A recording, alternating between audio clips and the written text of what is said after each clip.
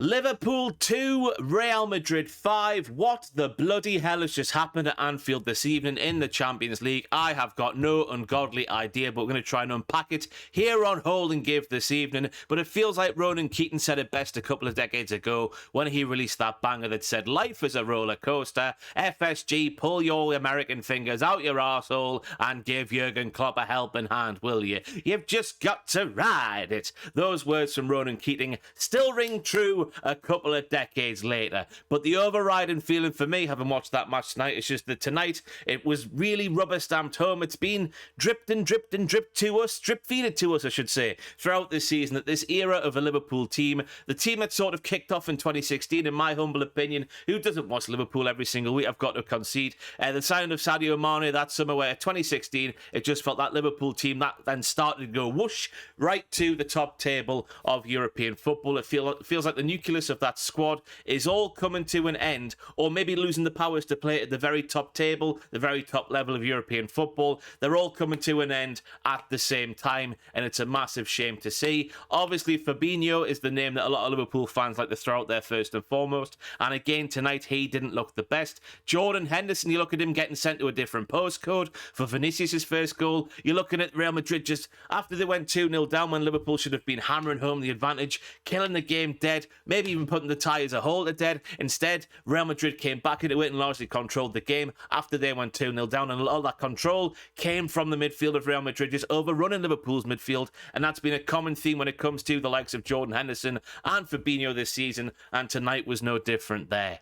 But the issue is obviously financial. It's obviously to do with FSG not giving Jurgen Klopp the backing he clearly wants and clearly needs. I'm just looking at Jurgen Klopp in the press conferences this season. By and large, when things haven't gone well for Liverpool in certain games, when things haven't gone their way, Jurgen Klopp's been a different level of pissy this season. That's the word, isn't it? He's been so pissy. He normally has a nice laugh and a joke with reporters and whatnot, but it feels like this season, when he's being asked quite legitimate questions, some of them have been bad, I will say that, but quite legitimate questions about certain goings-on in the squad, on the pitch, off the pitch, this sort of thing, he gives these disrespectful, pissy answers, and to me, that tells you that he's just not satisfied with the situation at Liverpool at the moment, and that obviously stems from FSG, this thing where they're going to get a majority shareholder in to pump an injection of cash into the football club. The longer this goes on, you can tell that Jurgen Klopp, the more the things go wrong on the pitch as well, he's getting more and more and more fed up. But obviously now Liverpool must be out the Champions League. You wouldn't think that Real Madrid are going to throw away a lead like that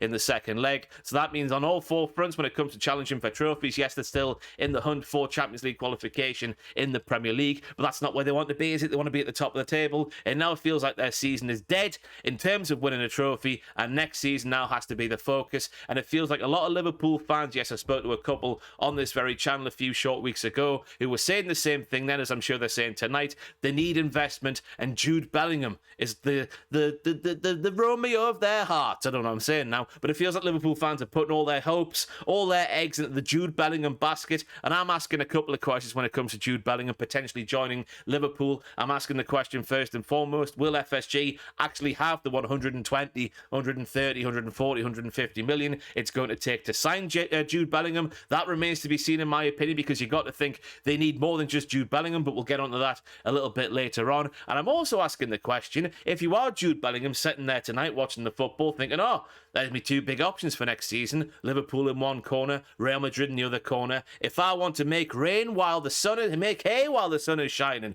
and do some stuff with my career while I'm at the peak of my powers, maybe I'm looking at Dele Alli, for example, thinking he could have got a big move when Spurs were at their tippy top under Mauricio Pochettino, and you're thinking, why didn't he get that move to win the trophies he could have won if he was at a different team to Spurs? And now look at where his career is at. He's in Besiktas. Is he in Besiktas? I've got no idea. It's just gone like that from the top, and it just keeps going down and down and down. Could he be thinking, this has been Jude Bellingham now, if I don't make that move to Madrid, if I go to Liverpool to use them as a sort of stepping stone, if you want, to get that move to Madrid after sampling a few good years of my career in the Premier League, is he now thinking, if I just want to win trophies, those European Cups after European Cups after European Cups, surely going to Madrid now on the basis of tonight is a far better option than going to Liverpool, because Real Real Madrid, basically, they have a more complete jigsaw, don't they? Liverpool do not have a complete jigsaw. I would argue their jigsaw, if the jigsaw is 11 pieces big, they've maybe got 3 pieces. The goalkeeper's obviously fantastic. He's made a mistake tonight, which you can't legislate for. That happens in football, doesn't it? We move on from that and we forget about it. I'm sure Jurgen Klopp is saying to Alisson tonight,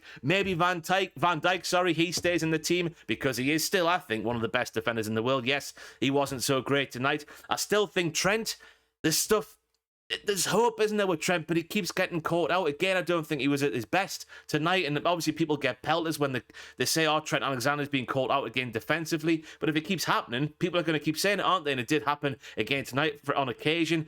And I'm going through the team, I'm maybe thinking they need a new centre-half to play alongside Virgil van Dijk, a proper top-quality one. I think maybe Robertson, he looked leggy tonight. Maybe he's reaching that same point that your Hendersons and your Fabinhos are reaching. Then you go to the midfield. Little B, I like to call him, because I buggered the pronunciation of his name up every single time. I think there's great hope there. He obviously has an older head on his shoulders that his actual body should have on their shoulders, if that makes any sense. He knows when to use the ball. He knows when to hold and give, just like the name of this channel. You see how I did there? He knows football better than an 18-year-old playing for Liverpool who maybe would see their arse drop out. He knows football better than he maybe should do at his age. He's a leading hope for next season. So there's a midfielder there. If you're putting Bellingham next to him, I still think you want one more in there to go ahead of Thiago, to go ahead of Jordan Henderson. That's what I'm thinking. Alex Oxlade-Chamberlain, he's a done deal. I think he needs to leave the football club at the end of the season. He's been useless for a little while now. I think Salah still can do a job, although he hasn't been as good as he has been. I mean, they might be unattainable levels because he has been that good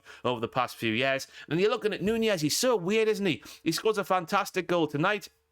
He gets a good goal at St James's Park against Newcastle at the weekend. He's done some good things this season, but he's also had some shocking misses this season, and you're thinking he needs at least 5-10 more goals on the total that he's got already, and he must be going close to 1 and 2. I remember a few months ago I speak to a Liverpool fan in our office at work and he's like, 1 and 2, what more do you want? Well, a bit more because he's missed some sitters. He's a weird one. And then you're looking at Gakpo, he's starting to do things now. You're looking at Diaz coming back in. Obviously he would be the first choice on that left hand side. So I'm looking at that jigsaw that is Liverpool, and it needs more reinvestment than just Jude Bellingham. That's already going to cost you 120 to 150 million, something like that. Are FSG going to give Jurgen Klopp the funds to replace certain players in other positions that they clearly need? They need numbers, and it's a massive shame. And we've also got to say the size of the squad is maybe an issue or something that brings us to the issue of Liverpool this season. They have quite a relatively small squad compared to your Manchester Cities, maybe even to your Real Madrids and teams of that ilk at the similar level to what Liverpool were last season.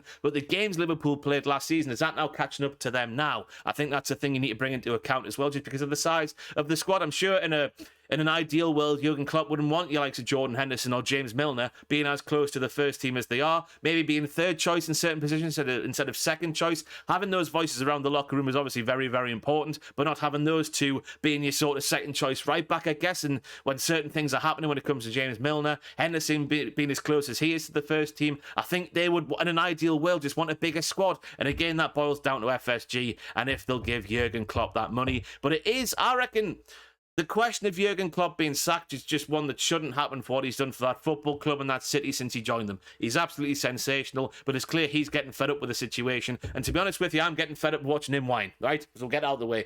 But I've got to ask the question about his methods, because I'm watching Karim Benzema looking like a different level to most of that Liverpool team. I'm looking at Luka Modric, who is nearly 20 years older than little Bees will call him in the centre of Liverpool's midfield. I'm not going to try and say his name, I'll get it wrong. He's running rings around an 18-year-old, and he's 20 years older. What's Carlo Ancelotti doing to get these performances out of these older boys that Jurgen Klopp isn't doing to get the same performances out of slightly younger boys? Your Fabinhos and Jordan Hendersons, they aren't as old as Benzema and Modric. So what is Carlo Ancelotti doing different that Jurgen Klopp isn't doing? And maybe, is it Jurgen Klopp's methods? I know the full metal football thing's been and gone and all that sort of stuff, but Jurgen Klopp does work his players really hard. It's clear for all to see. Is there something to his methods? Is there something he could change in his methods that would get the best out of this nucleus of players who are around, 30 to 34, whatever the age they are, to get a better performances out of them? Because the signs, people thought Liverpool's season was turning around at Newcastle at the weekend, but let me tell you, on a day that when everything went wrong for Newcastle, that could have gone wrong, they still had a fair few chances where they could have scored 2, 3, maybe even at a push, an absolute real big push. 4 goals against this Liverpool side who if you read the papers, they controlled this game. Obviously, Newcastle did that sort of stuff, but Liverpool controlled the game. But still, the warning signs were there that maybe these players can't get around the pitch like they used to do. So yes, that was Liverpool 2, Real Madrid 5. Obviously, Vinicius Jr. fantastic, Benzema fantastic, Modric fantastic. The keepers at both ends made an error. You can't legislate for that. It was weird to see, but I just think this issue of FSG and the money and Jurgen Klopp and the nucleus of that squad and making the squad bigger and more in depth, it just needs to happen sooner rather than later. And I don't think all hopes can be pinned on Jude Bellingham. That's what I need to say. They need Jude Bellingham, but not all the hopes. They need Jude Bellingham and 3 or 4 more, maybe even 5 more, maybe even 6. I've been Ross Tweddell from Holden Give. Let me know what you think in the comments down below, and I'll see you very soon.